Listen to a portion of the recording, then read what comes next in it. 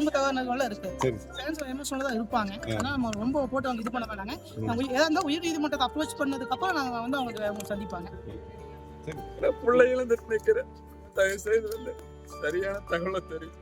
நான் உங்கள்கிட்ட வேண்டி கேட்டுக்கிறேன். உங்க வீட்டுல ஒரு பிள்ளை எழுந்தா என்ன நீதி கிடைக்கும்னு நினைக்கிறீங்களா? அதுக்கு தகுந்த மாதிரி போடுங்க.